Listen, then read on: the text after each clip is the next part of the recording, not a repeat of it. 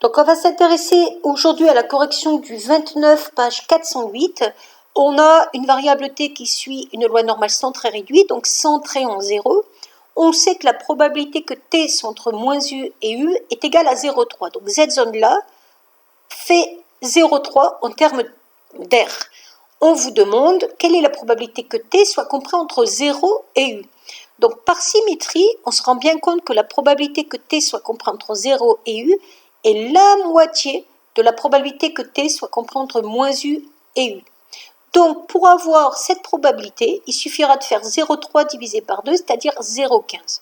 Si on vous demande maintenant la probabilité que t soit inférieur ou égal à u, on remarque que cette zone-là, ici, donc qui est délimitée par cette partie-là en vert et cette petite partie-là en bleu, en vrai, on peut la calculer de la façon suivante. On peut déjà faire l'air jusqu'à x égale 0. Par définition, elle fait 0,5 puisque l'air total fait 1 par symétrie. La probabilité entre moins l'infini et 0 fera donc 0,5. Et lui ajouter la petite aire qu'on vient de calculer entre 0 et u, c'est-à-dire 0,15. Donc pour avoir cette probabilité-là qui donne la probabilité que t soit inférieur à u, on fait donc 0,5 jusqu'à 0 plus le 0,15 qu'on a calculé. Ensuite, on vous demandait, en utilisant p de t inférieur ou égal à u, de trouver, à l'aide de la calculatrice, l'arrondi de u. Donc là, vous allez utiliser la touche frac normale. Donc, je vais vous refaire la manipulation en faisant un partage d'écran avec la calculatrice.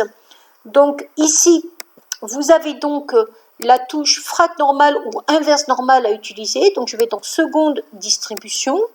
Je prends inverse normale, entrée. L'air que je cherche, ça va être donc 0,65. Moyenne 0, écart type 1. Et je suis dans la zone à gauche pour les TIC 83. Et les TIC 82 par défaut, c'est à gauche. Donc c'est toute la partie qui précède. Entrée. Et je vais donc trouver une valeur U de 0,385 à peu près.